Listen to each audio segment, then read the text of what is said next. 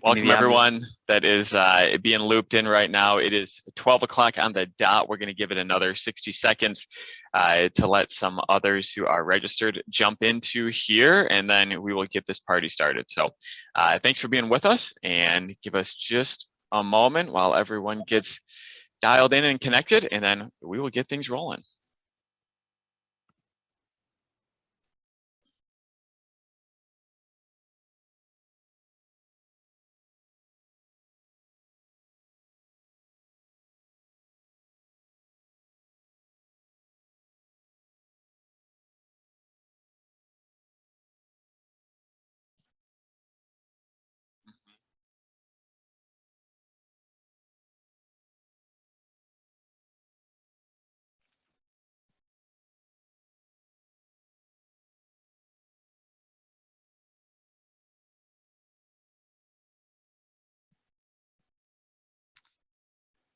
All right, Derek, my phone shows 12:01. I know we're going to have some more people getting synced up right now like they are, but do you think we should get this party started and start the workshop? Yeah, let's do it. We've promised to stick to our schedule, and we've been pretty successful doing so in the past. So I know everybody's busy, so let's aim to do that and get it going. Yeah, we've had to cut out, 60% of the content to do that, but we've made it happen. So people aren't going to join if we tell them it's going to be an hour and a half. So that's true. 25 minutes of insurance talk is probably enough for anybody in one day. Plenty for me, and here we are for 8, 9, 10 hours a day. Well, hey, thanks everyone for joining us. Welcome to today's workshop. It is going to be all about no-fault reform. I know that we've beat you over the head about that over the course of the past year or more. We are now approaching July 2nd of 2021, which would mark 1 year of the new auto insurance law applying in Michigan. We want to share today a brief recap of the new auto insurance law. We want to talk about some things we've learned over the past year and share some expectations going forward. Back in 2020, we presented a lot of these workshops before the new law took effect. There were still some interpretations being made, a little bit of guesswork and kind of understanding how things would play out. So we feel like it's important that we can provide an update to our clients and to the community about what we're actually seeing and how things are working now that we're actually seeing the new auto insurance law in effect. Yeah, go ahead, Derek. Yeah, Brian, I was just going to ask you, what's more confusing, the personal injury protection options available under Michigan's new auto insurance laws, or the various options available for rental homes? Wanted to make sure we didn't forget to plug our workshop in July, which will be July 29th. We can talk all about rental homes. There are so many options and coverage decisions to be made when it comes to rental homes. So if you or someone you know might benefit from that workshop, feel free to join us for that as well. Absolutely. To answer the question, it's the choices under the new auto insurance law. So if you understand this, then the rental property piece is going to be a cakewalk. I'll send you a couple of my clients that might think otherwise. Yeah, you're right. I'm sure. I'm sure. So again, thanks for everyone joining with us. Let's get things rolling. Workshop agenda, like I said, quick recap of the new law, and then we're going to dive into some things that we've learned and a few things that we expect going forward. Of course, it's still a work in progress. We've noted to our clients that, hey, it's going to be 2, 3, 4, 5 years of seeing how things really shake out with the new law. Certainly, there will be some changes that we're not aware of up front or that we can't predict at this point, but obviously we're here to make sure that we keep you informed and up to speed with where things are headed. So Derek, part one, quick recap of the new auto insurance law. The big driver of the new auto insurance law was personal injury protection coverage. That was the main component of the new law. There were a number of other things that got rolled into it, but the one that got the most focus and probably the one that was most critical to pretty much everybody was the personal injury protection coverage. Now, we often refer to that as PIP. PIP coverage, because insurance is not confusing enough without acronyms like that. But your PIP coverage is the coverage you have for your medical expenses and long-term care if you are hurt in a car accident. Here in Michigan, before July 2nd of 2020, we all were required by the state to have an unlimited amount of coverage for PIP on our auto insurance policies. So you'll see here, what Brian's showing on the screen is the PIP coverage prior to our new auto insurance laws, and you'll see there's no coverage amount listed on it. It's the only coverage shown with no dollar value, no deductible, anything like that. And that's because there was no option. Everybody had an unlimited amount of that coverage, and that was the case for about 50 years. That has changed. Right here, remember, your personal injury protection coverage never used to show an amount because it was unlimited for everybody. And I think it's important, Derek, to provide the reminder that this coverage here applies to your injuries. This is for you and your family. In our office, we often refer to this coverage with a tree example. I'm going along on my merry way. I slide on black ice into a tree. I am hurt. I have medical expenses. I have rehab. I might need some additional things done for me to get me back into a somewhat normal lifestyle. This is for my own injuries. No one else was involved. No one's filing a lawsuit against me. This is paying for my own expenses or those of my family, correct? Yep, and that's for everybody. Everybody was having their own coverage on an unlimited basis if they were owning and registering a vehicle in Michigan. Got it. Okay. And so how did that change under the new law here?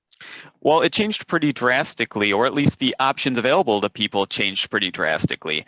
You'll see on this slide, unlimited, which is, again, what everybody had for almost 50 years, that's still an option, and that's been the most popular choice for our clients. But what's important to see is that there are lesser coverage amounts available to residents of Michigan. $500,000 is an option. $250,000 is an option. And if you look here at options 4 and options 6, you'll see option 4 has an opt-out option, and option 6 says exclude coverage. So there are options available to some people. There are some qualifications that have to be met, but there are some options available that completely eliminate the PIP coverage. So in the past, that person had an unlimited amount of coverage for their medical expenses and long-term care if they were hurt in a car accident. If they chose options 4 or 6, they decided to completely forego that coverage and have none of it going forward. Yeah. And what's one of the most common questions we've received in the past year? It's from medical providers. It's doctors. It's people at the rehab facilities. It's those people who are serving and providing the medical attention to someone that's been injured in a car accident, and they're now seeing people show up that have a limited amount of coverage for those expenses or no coverage at all. So they're reaching out saying, hey, Brian, hey, Derek, hey, anybody, I still have that unlimited coverage on my own policy, right? The answer is yes, because that's what they chose. But you're starting to see these medical providers provide these coverages for people, these services for people who chose less coverage, meaning that that's the most that their insurance policy will pay toward those medical expenses, the rehab expenses, the long-term care, the nursing assistance, all of those things, those expenses then are limited, and the most that would be paid as a result of that accident is the coverage amount that's been chosen, correct? Correct. And those people that might not have an unlimited amount of coverage leads us to our next slide. And that is, well, hey, what if I kept an unlimited amount of coverage for my own injuries? Then the new law didn't impact me and I can just go on my merry way. Not exactly, because you'll see on this slide of the residual bodily injury coverage on an auto insurance policy. We refer to that as your lawsuit protection. So now, if you, God forbid, hurt or kill somebody in a car accident, and they did not keep an unlimited amount of PIP coverage on their auto insurance, they are going to be suing you for their medical expenses, for their long-term care, for the cost of modifying their home or their vehicle to make it handicap accessible, et cetera, et cetera. Something that they never would have been suing you for in the past because they wouldn't have any out-of-pocket expenses for such things because they would have had an unlimited amount of coverage for them. So, which seems like a raw deal considering that I could now be sued for more because someone elected to choose less coverage on their own policy, but that's the reality of the new law. It is, yes. Right, right. So tell us a little bit more about why you're hearing so much about lawsuit protection, the liability coverage you just looked at, the umbrella policy. Again, if you want to talk about being beat over the head, we've certainly done that about umbrella policies. Give us a little bit of a high level look at why we're hearing so much about that. Yeah, sure. Well, let's talk about just one claim that our office had back in the early 90s. A young gentleman was hurt in an auto accident, and he has needed attendant care ever since that accident up until today. The insurance company has paid out over $8 million for that, and it was paid 100% by his auto insurance policy because obviously he had an unlimited amount of PIP since there was no option for anything else back then. And he didn't have to sue that other driver for those $8 million of expenses. Now, that other driver probably wouldn't have been able to pay that anyway, but there would have been a large lawsuit against that other driver, and then this injured gentleman probably wouldn't have had coverage to pay for those remaining things that were not covered by the amount of that lawsuit. So if you hurt someone in a car accident and they don't have an unlimited amount of PIP coverage, maybe they have none at all. Well, they're suing you for their medical expenses. They're suing you for their stay in a nursing home. They're suing you for attendant care if they need someone to help them bathe and get dressed in the morning and eat and use the toilet. And you don't know how long those things are going to last. Might last for 5 years, might last for the rest of their life. So that lawsuit against you could be $5, $10, $15 million more than it would have been in the past if that person that you hurt had an unlimited amount of the PIP coverage. And unfortunately, the Secretary of State doesn't issue a license plate renewal that says, watch out, this person doesn't have any PIP coverage. There's no big red X that says, don't cause a car accident with this person, or this person kept unlimited personal injury protection. So it's a concern that is certainly valid that those around us on the road may have made a different coverage choice than we did. That's right. And in the past, we've all known, you don't want to hurt or, God forbid, kill anybody for that matter, but especially a person that is a high income earner, because that family, that surviving family, is going to win a lawsuit against you for all of that person's unearned income for the rest of their life. So you certainly don't want to hurt someone that is a doctor or a lawyer or a business owner, someone like that. Now, you also don't want to hurt someone that doesn't have an unlimited amount of PIP coverage. So like you mentioned, Brian, you're kind of, swerving down the road trying to miss the high earners, the people that didn't keep unlimited PIP. It makes, driving a little bit more interesting, and you have no idea what type of coverage decision someone made until it's too late. Sure. Yeah. That's helpful. So the umbrella policy, the purpose of that is it's simply more lawsuit protection. It provides coverage on top of your auto insurance and your home insurance and some other policies, but it's more money on the table to help you settle that lawsuit and get that injured party to sign off and settle instead of coming after you personally, right? Exactly. Okay, very helpful. So key point that you just touched on, Derek, is that even if I kept unlimited personal injury protection coverage for me and for my family for our own expenses, if we are hurt in a car accident, the fact that other people may have chose something else put some additional lawsuit protection needs on my own family, because we may be sued for a greater amount than we would have under the old insurance law. Now, it's important too, like you mentioned, these are two separate coverages we're talking about. Personal injury protection coverage, like I said earlier, that's the tree. I slid off the road and into a tree, I am hurt. The bodily injury liability coverage that you just talked about, that is for someone else. I've hurt somebody else in a car accident. We refer to that with a pedestrian example. I'm not hurt, my car might not even be hurt, but someone else is injured and they have medical expenses. Maybe they can't work, something went terribly wrong, and there's being a lawsuit filed against me, right? Bingo. Thanks for that recap, Derek. 5 things that we learned.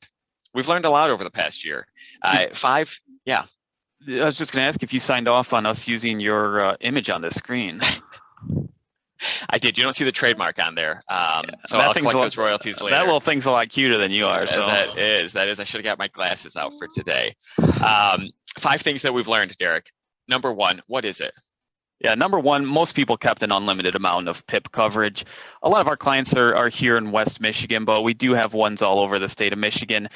That's not necessarily the case everywhere, but auto insurance rates in West Michigan, although they can feel high, they are generally pretty low compared to the east side of the state. So here on the west side, that PIP coverage, although it can be a little bit expensive, it's not quite as significant when it comes to the policy's total premium as it is for a lot of people on the east side of the state. So I would say probably 80 to 85% of people in general kept an unlimited amount of PIP coverage.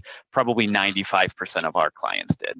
Sure. And part of that is simply the coverage forms. If you want to choose a lesser amount, you have to properly complete and return the coverage forms to make the election.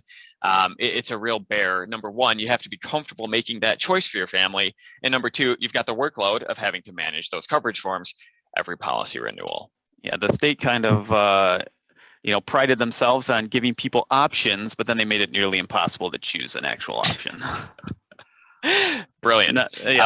Number two, we missed the boat here, which is great. We had been advising clients in 2020 that we expected liability coverage to become noticeably more expensive under the new auto insurance law. That has not happened yet. Why did we think that was going to be the case? Well, as soon as this law was signed, you noticed all the billboards going up on 131 from personal injury attorneys. You see that in other states when you're traveling down to Florida, making the road trip out west. We didn't see that often in Michigan simply because the unlimited personal injury protection that we all had made lawsuits less likely to occur. When this law changed, lawsuits became more frequent, or the opportunity to file a lawsuit became more available. So we expected liability coverage to become more expensive, reflecting that more lawsuits would be filed and likely more claims would be paid. We haven't seen that yet. Do we think that that may occur in the future, depending on how this all shakes out? Possibly, but so far we've been very pleasantly surprised by the fact that liability coverage really has stayed pretty flat, and we had expected it to take a bump up. Number three, we also were a little bit concerned that the attempt to outlaw some rating criteria was going to be unfavorable for many of our clients. Location, they didn't get rid of that. So they wanted to say if you live downtown Detroit versus if you live in Traverse City, there's no difference in insurance premiums. That would have been very adverse to most people in West Michigan or in Traverse City or in Kalamazoo. That did not fly. Another piece was insurance scoring.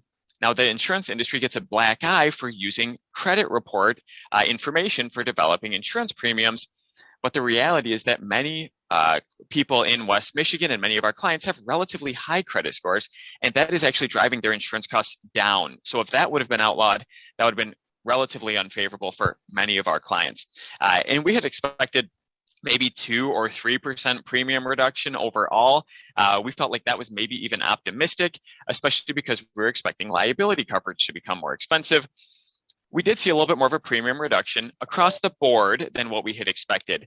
Now, not every policy took a drop of 8%. Certainly that's not the case. And some reduced a little bit more, some didn't reduce as much. But overall, we were pleasantly surprised that we didn't see some big shakeup in premiums because most of these rating factors that tend to be favorable for our clients are still able to be used. Yeah, Brian, my clients saw a 25 to 35% reduction. So if anybody on this call needs a new agent, just let me know. We can process that switch in our management system. Absolutely. Yeah, they should check the coverage that you've got on that policy then. I know you wouldn't do that. Number 4, Derek, what do you think about this? Yeah, the new law hasn't yet reduced the number of uninsured drivers. And this was a lot of people's concern before this. Somebody that's driving without insurance, if their insurance premiums or their potential insurance premiums are reduced by 10, 15, 20%, is that going to make them start participating in the auto insurance market? A lot of people thought that probably wouldn't be the case, and that's what we've seen so far. But that being said, the insurance industry is making it a little bit easier for people that don't have insurance and have been driving illegally to enter into the insurance marketplace. So we'll see if that helps in the coming years. It's good for everybody if we can get a higher percentage of Michigan drivers insured. Sure, absolutely. And number 5 here, we're not going to get into the weeds of this. Really, anyone on this call just needs to know that the change in the law made it very important that when a family member moves away from home for something other than going to college, it's very important that they have their own auto insurance policy now. That used to be a good idea. We certainly suggested it. Now it's absolutely critical under the new law. Constructive ownership is simply a way for that person who moved out to insure the vehicle that they bring with them, even if it's still in maybe mom or dad's name. So it's a way that someone who has possession of a vehicle, no longer lives at home, is able to obtain their own auto insurance policy with the appropriate coverages, even if the title of their vehicle is not legally in their name. Derek, let's bring it home with 3 things that we expect going forward. And of course, absolutely. Don't hold us to this. We've missed the ball before, so. Yeah, absolutely. So, number 1, get used to the coverage forms. State of Michigan is continuing to require insurance companies to send the PIP selection form and the Bodily Injury Liability Coverage availability amounts out at every single auto insurance renewal. Some of them whether are going they're out. required or not, they're going out. Regardless of whether something's been signed in the past or whether the coverages on the policy require a signature or not, they're going out. Some insurance companies are sending them out 60 to 80 days before the renewal. Some are sending them out with the renewal, but it's causing a lot of confusion, and rightfully so. State of Michigan says those have to be sent every time. So the nice thing is that if you're keeping an unlimited amount of PIP coverage, that's the default for someone that does not return that form. So if you've got an unlimited amount of PIP coverage and that's what you want to keep, you can disregard those forms and your PIP coverage will remain unlimited. Yeah. So 95% of us don't need to do anything with those coverage forms. It's just important to understand they're going to continue to be mailed to all of us until the state changes that guidance. Number 2, Derek, why do you say that reducing your personal injury protection coverage may be an even worse decision going forward? Yeah, well, we talked about, the risk of running out of coverage if you're hurt in a car accident and you have, serious injuries that are going to require care for, years or decades or maybe the rest of your life. Obviously that's going to be extremely expensive. Well, what happens if you rely on health insurance or Medicare and you choose not to keep an unlimited amount of PIP coverage? Well, if you happen to win a lawsuit because of that car accident and that other driver or their insurance company pays you for that lawsuit, health insurance companies and or Medicare can claim that lawsuit that you won against that other driver. Maybe you're, could be stuck in a wheelchair for the rest of your life, and the lawsuit that you won is to compensate you for the fact that you can't play 18 holes of golf for the rest of your life. So essentially, the health insurance or the Medicare paid out for some of your medical expenses, at least what they would cover, but they can place a lien on any lawsuit you win because of that car accident and recover anything they paid out.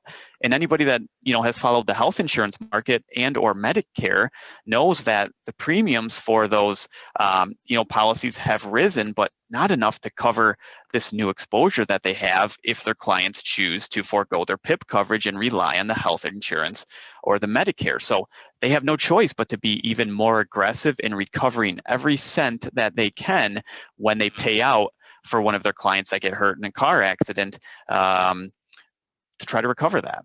Interesting. Whereas if I have my own personal injury protection coverage, that's my coverage. Anything that's paid to me is paid to me. And if I'm awarded a lawsuit, that's my lawsuit that I was awarded. It's not shelling itself back over to reimburse my auto insurance policy for those personal injury protection charges, correct? Exactly. If I had my health insurance pay my medical expenses, and then I win a lawsuit, and then I have to turn that right over to the health insurance company to pay pay them back. Well, I essentially paid out of pocket, right? Because that lawsuit would have gone into my pocket. So sure, kind of an interesting thing. Yeah. Yeah, that's interesting.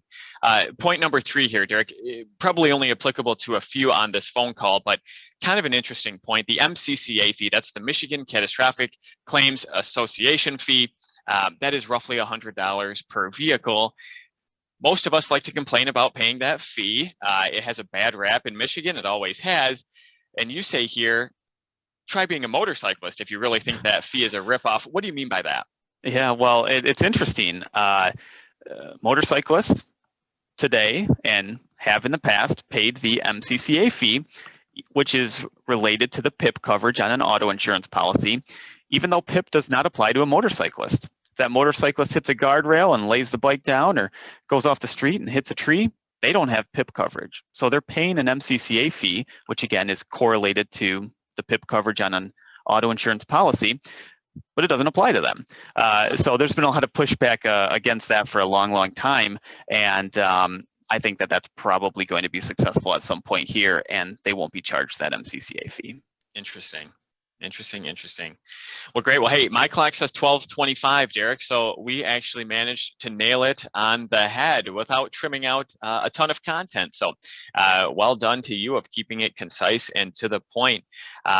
Derek and I first want to, and the rest of our team want to thank you for being on this call with us today.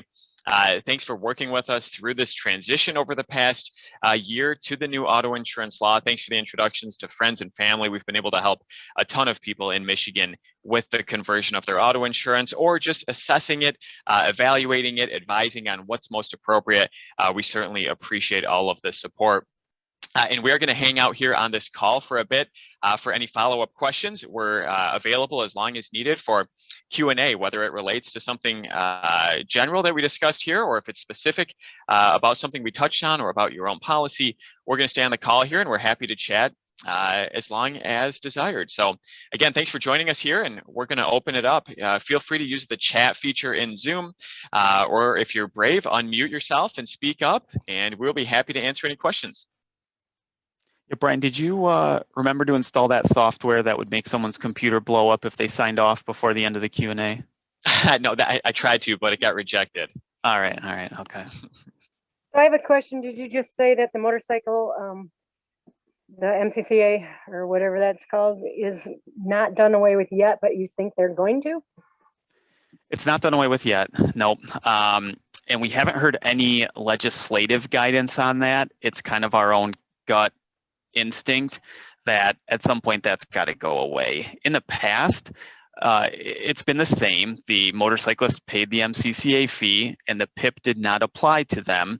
But as long as they hit a vehicle, which I don't want to say as long as they hit a vehicle because nobody wants that, but if they were in an accident involving a vehicle, that vehicle's unlimited PIP coverage applied to that motorcyclist. So as long as they hit a vehicle in that accident, they had an unlimited amount of PIP coverage. If they hit a guardrail or a tree or a deer or something like that, that wasn't the case. But now they still pay that MCCA fee, but what happens if they hit a vehicle that waived their PIP coverage and has none of it? Well, they don't get any. Might as well hit a tree. Might as well hit a tree. What if that person has 250,000? Well, they get 250,000. If they have unlimited, they get unlimited. But it seems like a little bit of an interesting scenario given that they pay that MCCA fee, and even if they hit a vehicle like they might have in the past, they might not actually get any PIP coverage depending on what that vehicle owner chose. Yeah. I understand, yeah, because I owned 3 motorcycles for years and multiple cars, and it was insane. I did a lot of trying to get that changed myself. But so what about vehicles? Like if you own multiple vehicles, is it still going to have it on each vehicle versus the person? Because, you know, for the most part, we drive one vehicle at a time. Mm-hmm. Yeah, the personal injury protection coverage is on a per person basis now. That changed in the way the new auto insurance law was written, but the MCCA fee applies on a per vehicle basis. So you see that same charge. It's going to look the same it is on your policy as it does on Derek's and on everyone else's. It's just a flat fee that the state charges per vehicle. Okay, cool. Yep. Thanks. Good question, Jackie. Yeah, great question. I've got a question here in the chat, Derek. Can you be sued for more than your liability coverage? If you lose a case that is more than liability coverage, how is that paid? That is a great question. And that's like what my father-in-law tells me. Bring your checkbook. Bring your checkbook, right? Yes, your liability coverage is discoverable if you are being sued. So the attorneys will know how much coverage do you have? Is there an umbrella policy? What's the limit on the umbrella policy? A lot of people don't like that. I look at that as a good thing. because as long as I've got an umbrella and it's got a million or 2 million or 3 million of coverage on it, I want that other party to know what they're shooting for. Just please don't go for more. And the more coverage on the table, the more likely that other party is to shoot for that amount and probably settle for less than that. It's very, very expensive and time consuming for them to, number one, go after all that money, collect it on your insurance, and then decide they're still going after you personally for more. So say you've got $1 million of coverage on your auto insurance and $1 million umbrella policy. If you get sued for 2.5 million and a judge says, yup, that lawsuit, those injuries are good for 2.5 million, your insurance is going to pay the first 2 million for you, but then that 500,000 that's remaining becomes your own personal liability toward that person. It would be satisfied using liquid assets, sometimes investment properties, things like that to try to satisfy that lawsuit. It can force and does force people into bankruptcy to try to bankrupt their way out of it. And Brian, I think it's important to point out for anybody that's younger on this call is that 500,000, or it might be $1 million, it might be $2 million, whatever the shortage was in your insurance versus the size of that lawsuit, can also be paid via wage garnishment. So in Michigan, it's going to get paid off whether it's your current assets or your future income, one way or another. Yeah, each state sets the amount of wages that can be garnished to go toward a lawsuit like that. The last I saw in Michigan, it was 25%. So of your $1,000 paycheck, they could garnish $250 and chip away at this large lawsuit over God knows how long it would take. So next question was, does the PIP medical expenses apply for all passengers? That's a wonderful question because in the past, you didn't really care because everybody in Michigan had an unlimited amount of PIP coverage. And even if you maybe didn't own a vehicle and didn't have auto insurance, the state of Michigan was going to find that coverage for you somewhere. So everybody that was hurt in a car accident in Michigan had an unlimited amount of PIP coverage. That's no longer the case. That PIP coverage on your auto insurance policy, the coverage that you choose, unlimited, 500,000, 250,000, or none, it applies to you as the named insured or the policy owner, your spouse, as well as any resident relatives, children, grandparents, brothers, sisters, etc. As long as those are the passengers that are in the vehicle with you, that PIP coverage is going to apply. And it applies on a per person basis. So if you choose $500,000 of the PIP coverage and you've got 5 people in the vehicle and everybody is severely injured, your auto insurance policy will pay $2.5 million for everybody's expenses because that coverage amount applies on a per person basis. Now, if that passenger was a coworker or a neighbor or someone that's unrelated to you, they're not going to be covered by the PIP on your auto insurance policy. They have to rely on whatever coverage they chose on their own policy. If they waived the coverage or they chose 250,000 or 500,000 and you caused the accident that injured them, they're probably going to be suing you for their uncovered medical expenses. And it won't be filed by them, it will be filed by their healthcare provider that provided the services, right? I think oftentimes we forget that my friend or my brother or my neighbor, they're not going to sue me. Whoa, brother? Sorry, my brother would certainly sue me. Okay. My friends would not sue me. Well, they might not want to sue me, but their priority or whoever it is that spent tons of money to get them all fixed up, they will go ahead and sue me to recover what was paid. So that's an important point, Derek. But that's a great question, Paula. It's what the attorneys have called the passenger exposure that was created by the new auto insurance law. Certainly a concerning aspect for any of us that drive other people around, whether it's just to the soccer game or to the office. Carrie, another good question here. Should vehicles be insured under an LLC or other business entity to avoid personal liability? Derek and I, we like to play, CPA and attorney and insurance guy and estate planner. Obviously, we're not qualified to do those type of things. So that's a great question for your attorney. We don't see that done very frequently unless it's part of an actual business operation, because there are some downsides that need to be considered with that. And I know that the LLC needs to be properly capitalized. It needs to be airtight in terms of how it is set up. And yet still, you're going to have additional coverages that need to be provided for that LLC to protect the LLC. So a lot of people take the stance of just buying adequate umbrella coverage for them personally, understanding that that's probably the most cost-effective and simplified way of protecting themselves as best as they deserve. Yeah, and Brian, I think I'm going to comment as well that if you are driving the vehicle and it's owned and insured by an LLC, and you, God forbid, kill someone in a car accident, well, that person's surviving family or their estate is going to be suing the LLC, but it's also going to sue you personally. So as the driver of the vehicle, you'll be named in that lawsuit, and that's going to be impactful on your own liability coverage. So you can't entirely eliminate that exposure by just titling the vehicle to the LLC. You're still going to be named in the lawsuit personally as the driver of it. And a follow-up to that is Ruth's question here. She says, so if someone unrelated borrows your vehicle and gets into an accident, what happens at this point? And that's a great point. And just like it would have under the old insurance law, if they injured somebody else, let's keep it simple, they hit a pedestrian. So your friend or neighbor who borrowed your car, they're not hurt, but they hurt somebody else using your vehicle. There are almost always going to be at least two people named in a lawsuit: the driver, your friend, and you, the person on the title to the vehicle.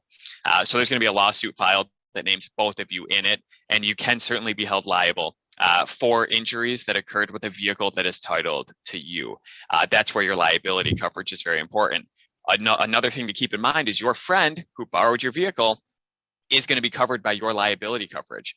So if you have, say, $1 million of liability coverage on your insurance, you and your friend, if your friend doesn't have their own insurance, you're both going to be covered in that same $1 million. So letting someone else borrow your vehicle, if they don't have insurance, you're effectively diluting your own coverage, because that person and whatever they are being sued for is now going to be included in that coverage amount that you have for yourself. So the liability coverage, it's different than the PIP. The PIP applies on a per person basis. If I choose 500 grand, I get 500 grand for each person, assuming they are covered by the policy. The liability coverage, the bodily injury for a lawsuit against you and or the driver of your vehicle, that's on a per accident basis. So like Brian mentioned, you're going to be sharing that coverage with the person that you let drive your vehicle. Brian, how does the collision coverage apply? And then also comment on the PIP coverage when you allow someone that's unrelated to you to borrow your vehicle. Sure. So collision coverage, no change there. If you have collision coverage on your vehicle, whether it's you or someone else driving the vehicle when it's involved in an accident, the collision coverage is going to apply. No change really to that part of Michigan's law. However, in this scenario here, my friend who's borrowing my vehicle, if they don't have their own auto insurance, they're not going to have any personal injury protection. So when they're involved in a car accident, they might have a lawsuit against me as the title holder of that vehicle if they are injured, along with someone else who they may have injured while using my vehicle. Under the old law, anyone that jumps in my car, they've got my unlimited personal injury protection. So I'm not that worried about it.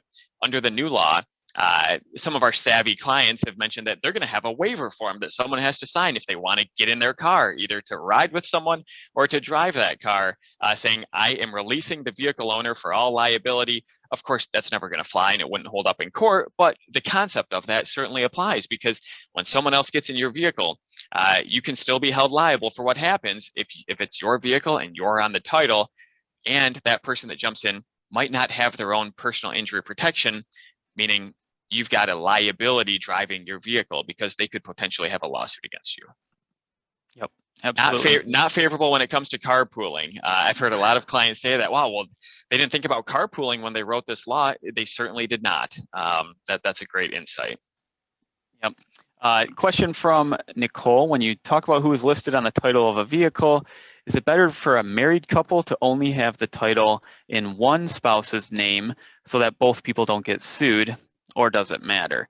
I'll reiterate what Brian said before. We're not attorneys and not legally authorized to comment on the legal aspect of it, but I Can't will even say spell attorney. I will say what we typically see and kind of what my thoughts are. Most people don't put a whole lot of emphasis on titling between spouses. I think because Michigan is a communal property state, if my wife gets sued because she caused a car accident and hurt or killed someone, I don't think she joined this call, so I can say this. I think that both of our assets and our earnings are on the line because technically we both, own the house, even if she's not on the deed. We own all of our investment accounts together, et cetera, et cetera. So we don't see it from a spousal standpoint much, but we do see it with regard to a child. A lot of insurance companies, at least the ones that we work with, they will allow a vehicle that is driven by a child, assuming the child lives with the parents, to be titled solely to the child. Now, the benefit of that is if that child hurts or kills someone in a car accident and there's a lawsuit against them, well, the driver was the child and the owner was the child. We can't say with 100% confidence because, again, we're not qualified to say this, but we think that really isolates the parents from that liability exposure of having that young driver in the household. And that vehicle, the child's vehicle, in these scenarios can still be insured on mom and dad's policy. That's a huge benefit. So the mom and dad's policy and their coverage apply to the child, even though the vehicle is titled only to the child. So you get all the rating benefit of being with mom and dad on their policy, yet, like Derek said, the parents have removed themselves from potential liability with the child's vehicle as much as they possibly can. Yep, exactly. Right, Derek? Yep, bingo. Yep. Great questions so far. What else is on the radar?